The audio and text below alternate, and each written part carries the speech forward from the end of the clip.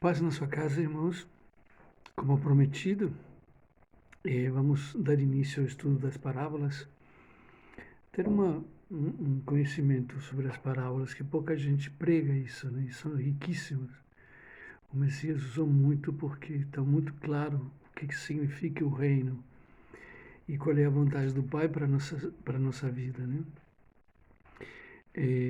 Eu sou Carlos Tolosa e esse é o canal Insurgentes Filhos do Altíssimo.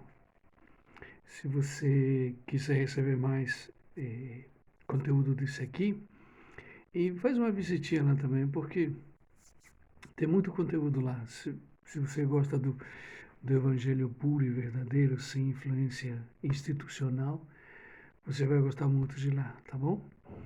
Se inscreva no nosso canal e ative o sininho para receber mais sobre isso. Eu estou usando essa Bíblia, talvez a tradução seja um pouco diferente da que vocês estão acostumados, porque essa é essa Bíblia judaica completa, né? Por isso é que talvez vocês vão sentir uma diferença um pouco grande, bastante grande a respeito da tradução, mas nada que possa atrapalhar o entendimento. Pode até melhorar, né? O entendimento do que a gente quer aprender. Tá bom? Esse estudo vai ser sobre Mateus capítulo 13, né? A partir do capítulo 13, versículo... vamos começar do início. Diz, naquele mesmo dia, Yeshua, essa é a característica dessa Bíblia, que ela tem todos os nomes verdadeiros. As traduções foram mudando os nomes, foram mudando e acabou que esqueceram. Essa Bíblia eu acho interessante por causa dos nomes, então os nomes verdadeiros. Então Yeshua seria um diminutivo de Yahushua. Tipo Francisco Chico, José Zé, uma coisa assim, né? Então Yeshua, muita gente usa Yeshua, inclusive alguns filmes usam Yeshua, porque o diminutivo de Yahushua, ok? Só para explicar, para o pessoal ficar sabendo, que esse é o nome verdadeiro do Messias, né? Naquele mesmo dia, Yeshua saiu de casa e se sentou junto ao lago. Mas uma multidão tão grande se reuniu em torno dele que por isso ele entrou em um barco, assentou-se ao passo que a multidão estava em pé junto à margem do lago, né? Ele lhes disse muitas coisas em parábolas, mas se usava muitas parábolas usou, né? Porque era mais fácil de explicar as coisas espirituais usando elementos do cotidiano, do dia a dia. Por isso que ele usava parábolas e ele ficava muito mais claro e mais fácil de entender, né? Um fazendeiro foi semear. Enquanto lançava semente, parte dela caiu à beira do caminho e pássaros vieram e a comeram. Parte dela caiu em terreno pedregoso, de pedras, né? Onde não havia muita terra. Ela brotou logo, porque a terra não era profunda. Mas quando saiu o sol, as plantas se queimaram. E, pelo fato de suas raízes não serem profundas, secaram. Outra parte caiu entre espinhos, que cresceram e sufocaram as plantas. Outra ainda caiu em boa terra, deu boa colheita, a 100, 60 e 30 vezes mais que a quantidade semeada. Quem tem ouvido, ouça. Essa expressão hoje em dia seria presta muita atenção nisso aqui, né? Seria mais ou menos isso que ele está querendo falar. Quem tem ouvido, ouça. Preste muita atenção. Abra bem o entendimento. Não se distraia. Então, os Talmidim se aproximaram e perguntaram: Yeshua, por que você fala ao povo em parábolas? Ele respondeu: porque foi dado a vocês conhecer os segredos do reino dos céus, do reino do céu. Mas isso não lhes foi dado, pois quem possui algo, mais lhe será dado, para que possam em abundância, para que possuam em abundância. Mas que não tem, mesmo o que tiver, lhe será tirado. Essa é a razão de eu lhes falar em parábolas. Eles olham sem ver e escutam sem ouvir ou entender. Isto é, muita gente, acontece com muita gente isso, né? Muita gente não entende e olham sem ver e escutam sem ouvir ou entender. Isto é, nele se cumpre a profecia de Yeshayahu, que diz esse outro nome do profeta, né? E o nome dos profetas tem o nome do pai, que é Yahweh. Todos eles. Até o primeiro-ministro hoje, Netanyahu, uma coisa assim. Tem Yahweh também, porque é judeu, da religião judaica. Então, se cumpre a profecia de Yeshayahu, que disse: vocês sempre ouvirão, mas nunca entenderão. Ainda que vejam, jamais perceberão. Essa é a profecia que está o Messias citando, né? A profecia. Porque o coração desse povo tornou-se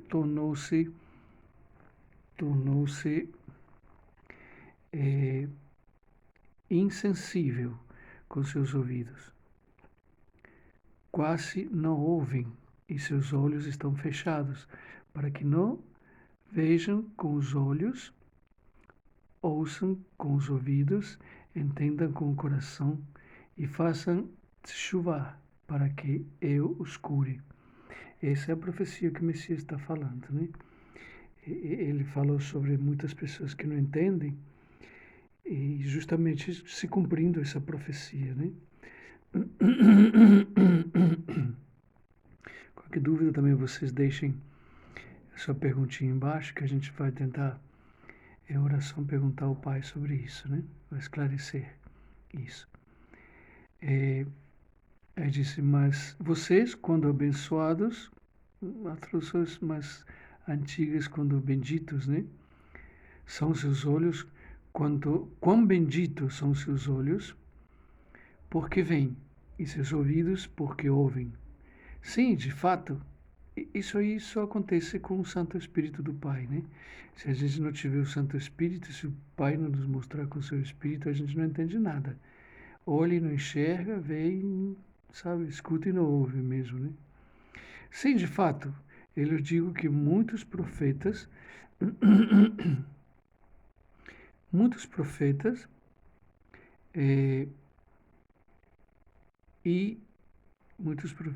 e Tzadikim desejaram ver o que vocês estão vendo, mas não viram. E ouvir as coisas que vocês estão ouvindo, mas não ouviram. Portanto, ouçam o que significa a parábola do semeador. Quando alguém ouve a mensagem do reino e não a entende, assemelha-se à semente que cai à beira do caminho. O maligno vem e lhe arranca o que foi semeado no coração. A semente plantada em terreno pedregoso é semelhante à pessoa que ouve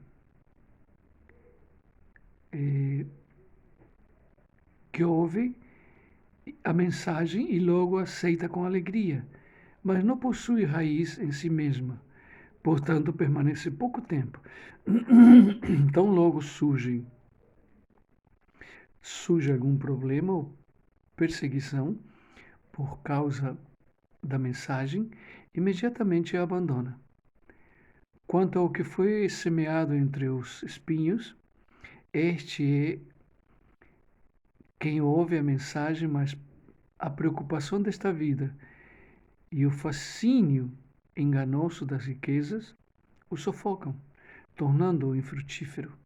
Entretanto, o que foi semeado em boa terra é quem ouve a mensagem e a entende. Essa pessoa certamente frutificará 100, 60 e 30 vezes mais que a quantidade semeada. Essa é a primeira parábola do Messias, que as Escrituras mostram, né? Certamente tem outras que a gente sabe que não foram colocadas nas Escrituras, né?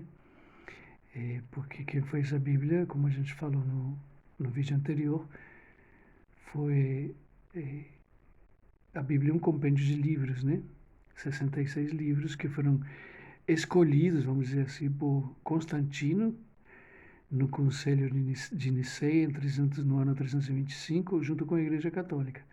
Ficaram muitos livros de fora, mas no Evangelho, aqui na Bíblia, a primeira parábola é essa aqui. Interessante que diz, versículo 18, né?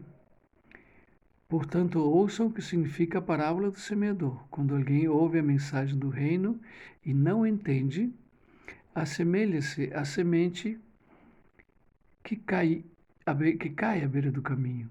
O maligno vem e lhe arranca o que foi semeado no coração. Muita gente não entende, né? Porque escuta sem atenção, sem vontade, só escuta, não ouve, né? Isso acontece com muitas pessoas. A semente plantada em terreno pedregoso, a semente é semelhante à pessoa que ouve a mensagem e logo aceita com alegria. Eu vi muito isso quando fazia parte do sistema religioso. Ai, que alegria, que felicidade, ia para frente, aceitavam Jesus, né, como era costume, como é costume no sistema religioso, que não está no Evangelho essa prática.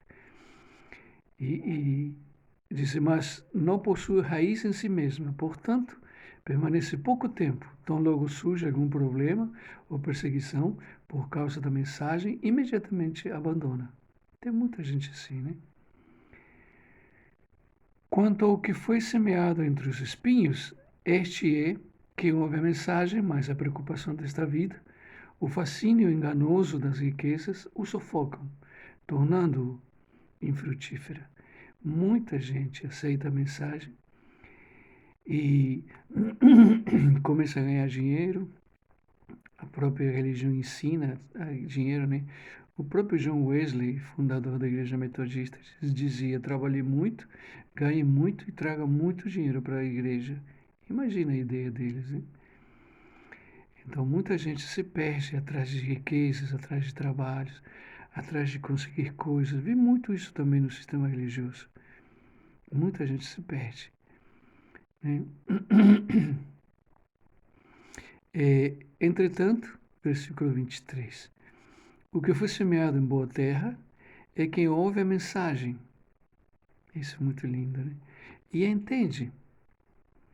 Essa pessoa certamente frutificará 100, 60 e 30 vezes mais que a quantidade semeada. Por que entende? Porque tem um coração manso, coração humilde, coração disposto a aprender. O que disse frutificar? O que vai frutificar aqui? Frutificar, que se vida gera vida, né?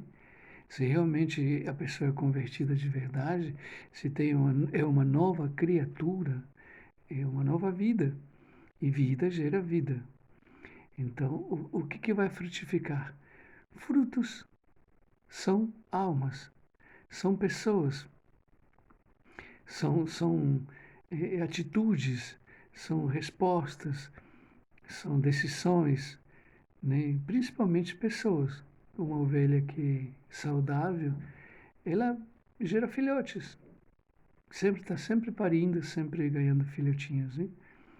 Então, se nós somos realmente ovelhas do Pai, se nós somos realmente ovelhas que agradam o Pai, vamos estar sempre produzindo, sempre dando frutos, né? É isso que agrada o Pai. E não tem muito para explicar, porque eu costumo dizer que o Evangelho ele autoexplicativo, né? Quando a gente tem o Espírito, o Pai mostra muitas coisas. Eu posso estar falando o que o Pai está me mostrando agora, mas nesse instante o Pai está mostrando coisas a você também. Isso é maravilhoso. Então, essa é a primeira parábola, a parábola do semeador. Eu particularmente gosto muito, porque ele já começa, versículo 3, né? Ele fala muito claro aqui. Diz: um fazendeiro foi semear, enquanto lançava semente. Quer dizer, algumas traduções falam, o semeador saiu a semear. Uma coisa que a gente traz muito do sistema religioso é esse complexo de Salvador. É uma carga muito grande em cima de todos nós, né? Ah, eu preciso salvar almas, preciso ganhar almas para Jesus. Ninguém ganha almas para o Pai. Ninguém ganha, isso é mentira, né? Então aqui está muito claro, se nós somos realmente semeadores, a gente sai semear. O que é semear? Jogar sementinha. Um saquinho do lado, o semeador, com sementes no saquinho, pega com a mão um punhado e joga semente. O resto é com o pai e a pessoa. Então a gente precisa ficar em paz, entender isso, que tudo que o pai quer é que a gente lance a semente, né? Tá bom, irmãos? Eu espero que tenha ficado claro. Qualquer dúvida, é só vocês escreverem embaixo, mandar uma mensagem para a gente ou escrever embaixo do vídeo. A gente vai estar respondendo com muito carinho, com muito prazer. Tá bom? Paz na sua casa. Até o próximo vídeo, que vai ser também a primeira.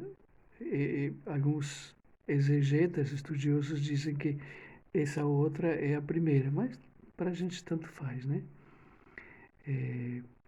Tá bom? Até o próximo vídeo, então. Abraço.